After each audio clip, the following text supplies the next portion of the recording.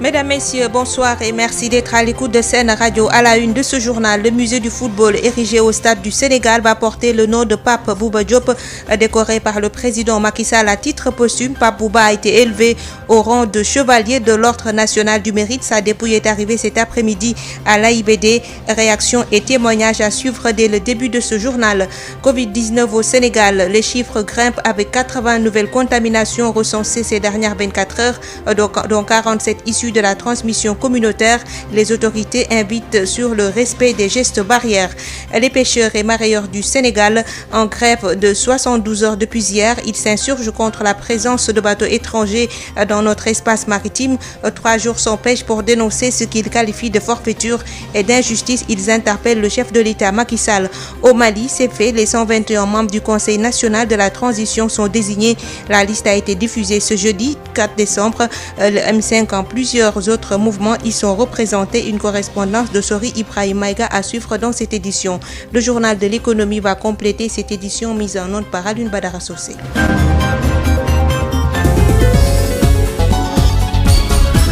Marie-Rose Ndiaye. Le musée du football érigé au stade du Sénégal va porter le nom de Pape Bouba Diop. L'annonce a été faite par le président Macky Sall au cours de l'hommage rendu à Pape Bouba Diop. On écoute le président Macky Sall avec Moustapha Sall. Mais si courte qu'elle fut, ta vie aura été utile à ta famille, à ta communauté et à ta nation. Gatchengalama, Pape Bouba. Tu nous as comblés de joie, de bonheur et de fierté. Tu as honoré ta famille, ta communauté et ton pays. Tu as rempli ta mission sur terre. Nous te serons éternellement reconnaissants. Les morts ne sont pas morts, dit le poète Birago Diop. Par ton œuvre grandiose, tu ne mourras jamais. Nous te garderons toujours dans nos cœurs. Ton souvenir restera à jamais gravé dans nos mémoires. Et pour honorer ta mémoire, j'ai décidé de vous élever à titre posthume à la dignité de grand officier dans l'Ordre national du Lion et également d'offrir ton nom au musée du football qui sera érigé très prochainement au stade du Sénégal à Diamniadio. En tant que croyants, nous acceptons le décret divin. Nous prions Allah, le Tout-Puissant, généreux et miséricordieux, de t'accorder sa grâce, de t'ouvrir grandes les portes du paradis et de te placer parmi ses élus. Que la terre de ta chère ville natale de Rufisque te soit légère. À l'instant, le président Macky Sall, lors de la cérémonie d'hommage à Pape Bouba Diop, son ancien coéquipier El Hadji Diouf Ousseynou témoigne et s'engage à perpétuer l'œuvre et les valeurs de l'ancien lion de football El Hadji Diouf que nous écoutons. Monsieur le Président de la République, très chère Marie-Aude, chers enfants Aaron et Awa, la famille Diop ici présente, mes frères Gaïndé, que dire de plus aujourd'hui après le vibrant hommage rendu à Pape Bouba Diop par toute la nation sénégalaise, par son chef de l'État, par la communauté mondiale du football. Hélas, cela ne ramènera pas en vie ce coéquipier modèle, ce joueur de classe mondiale, cet homme de devoir et ce père de famille exemplaire. Papa Bouba Diop a marqué son époque, accompli fidèlement, avec dignité sa mission sur terre. Aujourd'hui, nous, la génération 2002 et celles qui ont suivi, saluons la mémoire d'un vrai lion. Un Gaindé qui nous tous ressemblait sur un terrain. Monsieur le Président de la République, permettez-moi de vous dire merci pour tout le soutien apporté à la famille de Papa Bouba Diop et aux sportifs sénégalais en général. Mais c'est aussi l'occasion de vous encourager à accorder davantage une oreille attentive à notre grande famille du sport. Papa Bouba Diop, que vous allez décorer à titre posthume, mérite tous les égards de notre nation et de ses dirigeants. Il mérite le repos du guerrier, mais il mérite surtout de ne pas être oublié. Le Sénégal, notre patrie, a perdu un de ses illustres fils, mais surtout le plus vaillant et le plus méritant de nous tous lors de la Coupe du Monde 2002.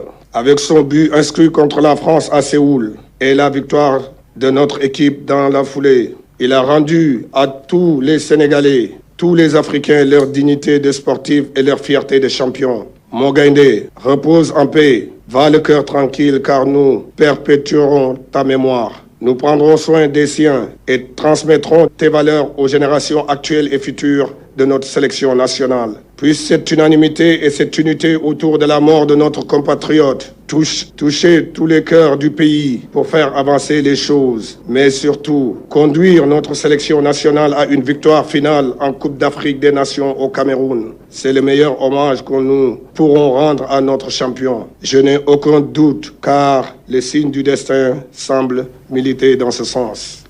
Selon le président de la Fédération sénégalaise de football, l'homme incarne les valeurs de l'emblème de notre pays. Maître Augustin Senghor a rendu hommage à Pape Bouba Diop. Je vous propose de l'écouter. Pape Bouba, pour parler de toi, moi qui ne te connais pas assez, je dirais simplement que tu incarnais sur le terrain, à toi seul, les symboles de notre nation. Dans un même match, tu étais tantôt un baobab incontournable et indéracinable pour les attaques adverses. Tantôt, tu te métamorphosais en lion bondissant, rugissant et volant quand il s'agissait d'aller à l'assaut des buts adverses. Nos adversaires de la Coupe du Monde 2002 l'ont appris à leurs dépens. Pour faire simple et sénégalais, je dirais que quand tes adversaires étaient face à toi, dañu doon gis guy mbaa ñu gis gaynde. Et dans ce cas-là, comme dans l'autre, ce ne fut jamais une partie de plaisir pour eux et pour leurs supporters. À l'opposé, pour nous autres supporters sénégalais, toi et ta bande des 23 lions fantastiques et vos dirigeants, vous nous avez fait vivre des nuits blanches de rêves et de joie, dont les effluves n'ont pas fini de s'estomper encore aujourd'hui. Pape Bouba, ton brio, ton mordant et ta vaillance sur le terrain n'avaient d'égal que ton humilité, sa sobriété, voire ton effacement dans la vie de tous les jours. C'est la marque des grands hommes qui se subliment jusqu'à la mort quand la nation l'exige et qui, une fois leur mission accomplie, s'abaissent de toute leur envergure au niveau du commun des citoyens. Ceux-là qui sont comme toi, le peuple du sport, la nation, sait les reconnaître et les célébrer. Et aujourd'hui, je pense que c'est de cela qu'il s'agit.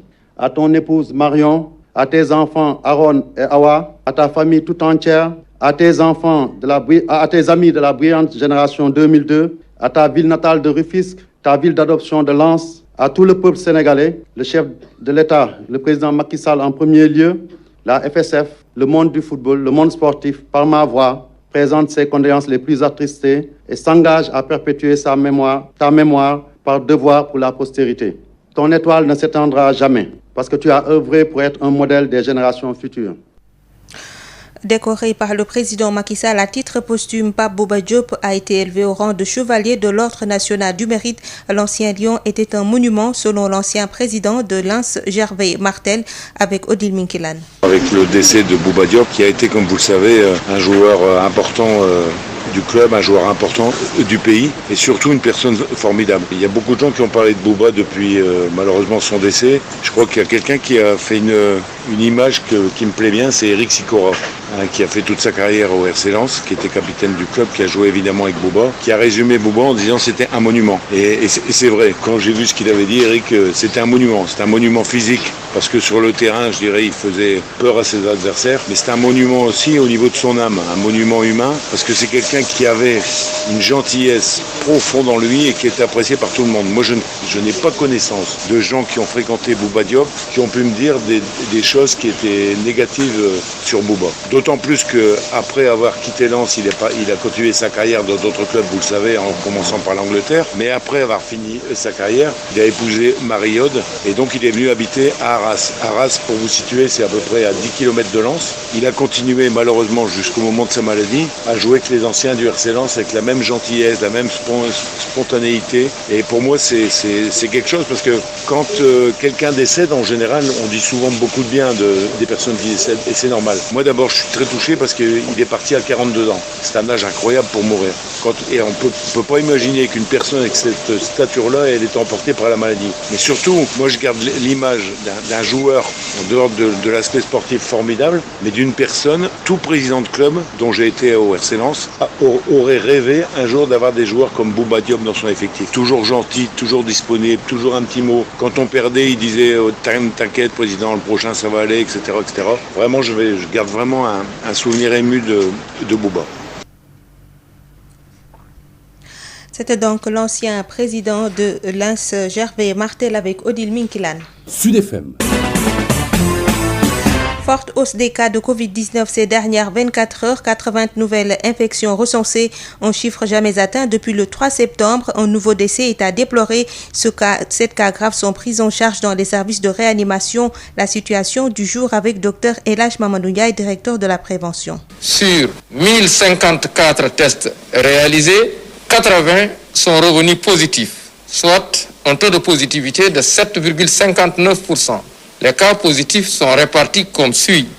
Nous avons 3 cas contacts suivis par nos services. Aucun cas importé n'a été enregistré au niveau de nos différentes portes d'entrée aériennes, maritimes et terrestres. Et nous avons noté 47 cas issus de la transmission communautaire et répartis entre la commune de Mbour 7, Saint-Louis 6, Dakar Plateau 3, Richard Toll 3, Yoff 3, Les Almadies 2, Fann Résidence 2, Mermoz 2, Touba 2, Cité Cœur Damel 2, Cité Keur Gorgui, Cité Cœur Damel 1, Cité Keur Gorgui 1, Derklé 1, Fatick 1, Foundiougne 1, Gossas 1, Guédiawaye 1, HLM 1, Kébémer 1, Liberté 6 1, Louga 1, Mariste 1, Ngor 1, Niary Tally 1,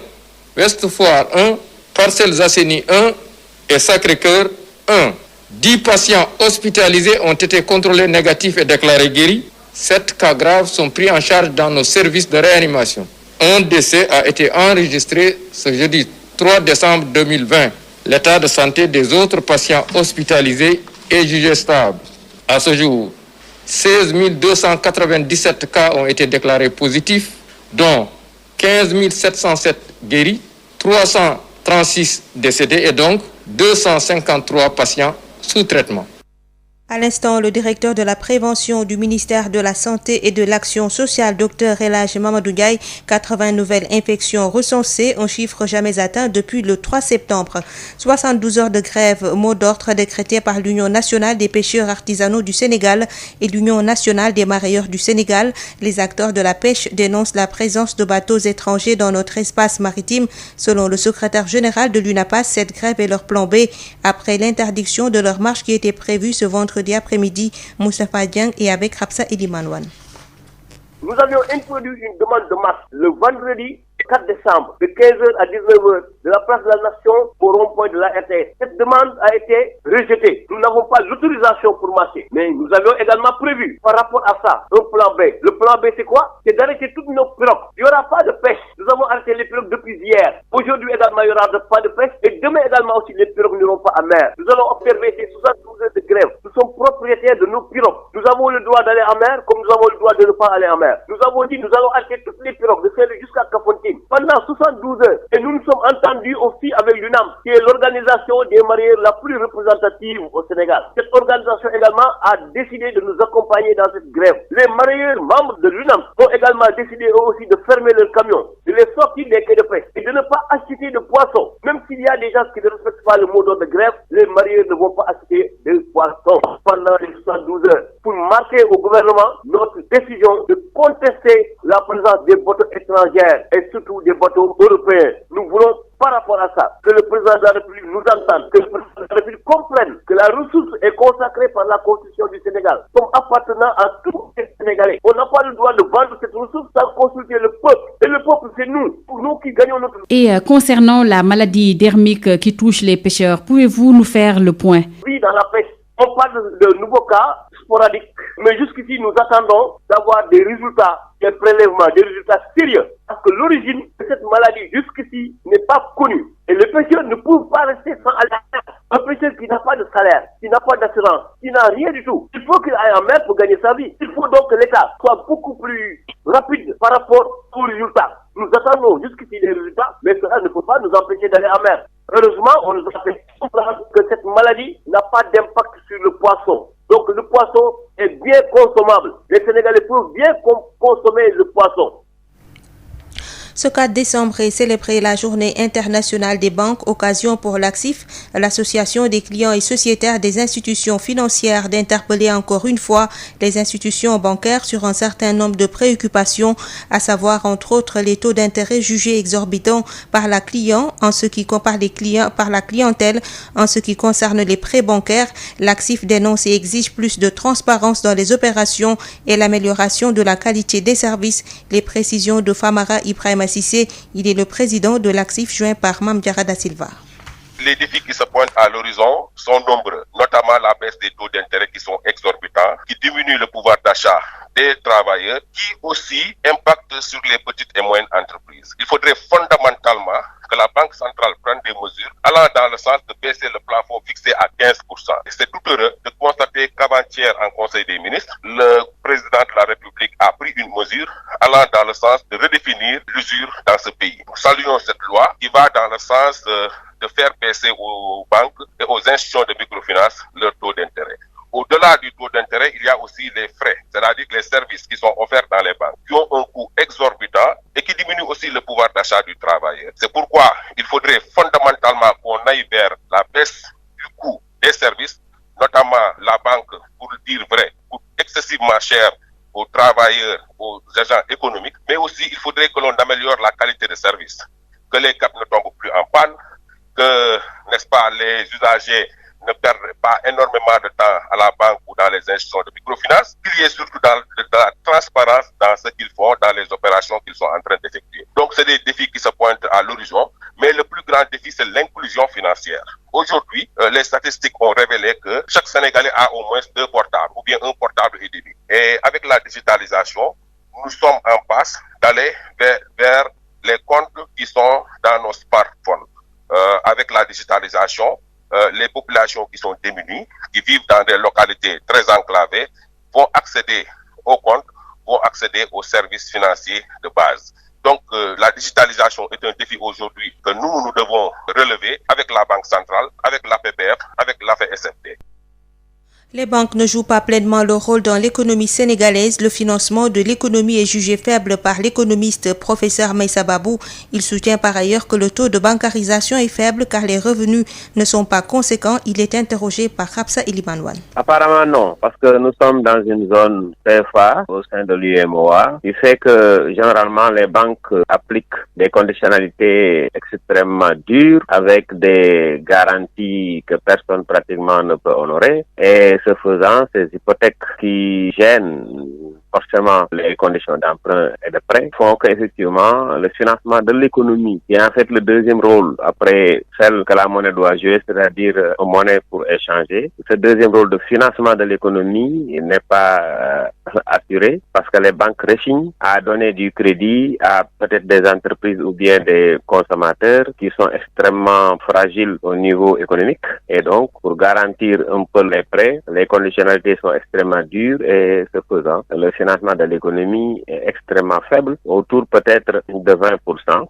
ce qui fait que la morosité économique continue et beaucoup de projets sont arrêtés. Professeur, concernant le taux de bancarisation également, c'est jugé assez faible quand même. Oui, environ 20-21%. Cela s'explique par le fait que non seulement les conditions administratives d'accès à la banque sont pour beaucoup de Sénégalais qui sont peut-être des artisans, des cultivateurs, ces conditions-là sont extrêmement gênantes. Deuxièmement, nous ne sommes pas nombreux à travailler avec un salaire qui permet d'avoir un compte banque et de faire des dépôts parce qu'il faut absolument être à plus de 100 000 francs pour que la loi exige du travail qu'il ouvre un compte. Par conséquent, les Sénégalais ont encore peur de la banque et beaucoup de nos compatriotes tout bol préfèrent faire ce qu'on appelle une thésaurisation, c'est-à-dire garder de l'argent chez eux, beaucoup plus sûr que quand même l'amener à la banque. Tant que nous sommes dans cette monnaie UEMOA avec un contrôle français, la BCEAO qui d'antan n'avait pas les réserves et qui était peut-être conditionné par la France, le financement restera difficile et compliqué. Deuxièmement, pour qu'on ait un attrait du côté des citoyens vers la banque, il faut assouplir toutes ces conditions et aider aussi au financement de projets. À 18h passées de 21 minutes, nous parlons éducation avec les 94 enseignants affectés dans le département de Matam. Ils viennent de recevoir leur ordre de service des mains de l'IF, une cérémonie marquée par l'absence de 2 enseignants tués dans l'accident survenu mercredi à Linguère. Une disparition brutale qui chamboule le planning de l'IF déjà importé à confronter à un casse-tête de sous-effectif. Abdourahmane Diène. N'eût été l'accident mortel survenu avant-hier à hauteur de Linguère, les 2 enseignantes Ngonege et Aïssata Ndiaye allaient prendre part à la rencontre qui s'est tenue dans les locaux du CRFPE de Matam pour récupérer leur ordre de service. L'inspecteur de l'éducation et de la formation de Matam, Morgueil, fait part de sa consternation. Nous avons accueilli vraiment la nouvelle avec beaucoup de tristesse parce que c'était 2 enseignantes nouvelles sortantes qui venaient d'être affectées au niveau de l'IF de Matam. Nous avions depuis 2-3 jours fait les OS et ils devaient venir aujourd'hui prendre leur ordre de service. Malheureusement, en cours de route, ils ont fait un accident et malheureusement, elles sont toutes décédées. Donc c'est vraiment avec beaucoup de tristesse que l'IF de Matam a accueilli la nouvelle. Les 2 enseignantes ont bien été affectées, mais malheureusement, elles ne fouleront jamais les terres de leur lieu de service. Papa Amadou Thiam se souvient de ses 2 collègues, dont l'une avec qui il devrait faire le voyage vers Matam. Aïcha, la dernière fois que je l'ai vue, je pense que c'était le dernier jour d'examen. Mais Ngone avait même prévu de repartir ensemble. Après, je lui ai dit, bon, moi je suis un peu pressé. Et elle m'a dit que donc elle va rester jusqu'au soir. Et moi je suis rentré vers 13h. En tout cas, c'est ces dernières journées-là que tous les 2, elles étaient tous ensemble. Quand vous les voyez, elles partaient même au centre ensemble. Et elles habitaient aussi dans une même chambre, en dame. Le département de Matam, qui est déjà en sous-effectif d'enseignants, n'a reçu que 94 agents pour la présente année. Ainsi, la mort de Ngone Gueye et de Aïssata Ndiaye a dérouté toutes les planifications. Ça semble un peu notre planning parce que c'était 2 enseignantes qui étaient déjà affectées. Ils étaient déjà allés dans des zones où ils devaient enseigner là-bas. Malheureusement, au moment où on a appris le décès, on ne pouvait pas procéder à leur remplacement. Matam, Abdourahmane Diène pour Sud FM. Sud International. Au Mali, les 121 membres du Conseil national de la transition sont désignés. La liste a été diffusée ce jeudi 3 décembre. Le M5 avec plusieurs autres mouvements y sont représentés. Correspondance de Sori Ibrahima Maïga. Fini les tiraillements au sujet de la mise en place du dernier organe de la transition. Le Conseil national de la transition est là. Les noms des 121 membres sont connus. Ils appartiennent à différentes couches socio-professionnelles. Ils sont ex-députés de l'Assemblée nationale destitués, dirigeants des fêtières de la presse, membres du mouvement du 5 juin, représentants des groupes armés, artistes, juristes et membres du Conseil national pour le salut du peuple, CNSP. Les noms les plus remarquables qui figurent dans cet organe législatif sont ceux de Issa Kaoudim, porte-parole de l'imam Diko et non moins coordinateur général de la coordination des mouvements, associations et sympathisants de l'imam Mahmoud Diko. Oumarou Diarra, imam et membre actif du M5. Adama Ben Diarra, dit Ben le cerveau de la jeunesse M5. Malik Diaw, premier vice-président du CNSP, est pressenti pour diriger cette Assemblée nationale de la transition. Il y a aussi Draman Aliou Kone, président de la Maison de la Presse. Les groupes armés signataires de l'accord de paix d'Algérie sont fortement représentés dans le CNT. Cette liste tant attendue et devenue virale sur les réseaux sociaux a suscité après sa diffusion des interrogations.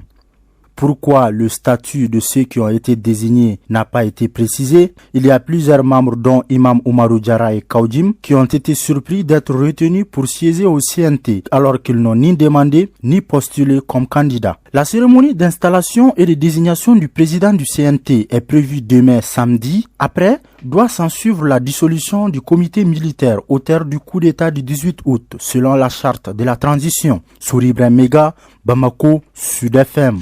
Le MS a rappelé que les vaccins contre le Covid-19 ne feront pas disparaître le virus et ne pourront pas faire le boulot à eux seuls.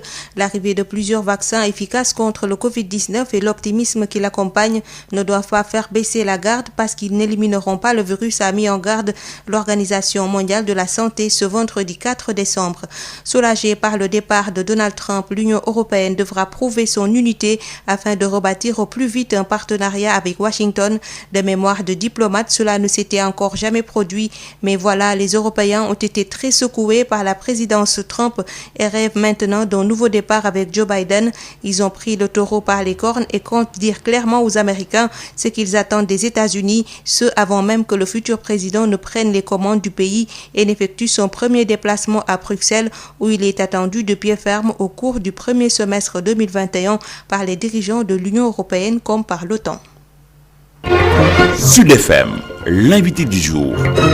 Il s'agit du président Macky Sall. Il était à la cérémonie d'hommage à Pape Bouba Diop au micro de Moustapha Sall. Monsieur le président du Conseil économique, social et environnemental, Monsieur le ministre des Sports, Mesdames, Messieurs les ministres d'État, Mesdames et Messieurs les ministres, Monsieur le président de la Fédération sénégalaise de football, distingués membres de la famille de Pape Bouba Diop, son épouse, ses enfants et sa famille, amis, alliés et coéquipiers de Pape Bouba, M. Gervais Martel, ancien président du FC Lens, Mesdames et Messieurs, nous sommes réunis ici pour une circonstance bien triste suite au décès le dimanche 29 novembre 2020 de notre regretté Pape Bouba Diop, ancien joueur international de football.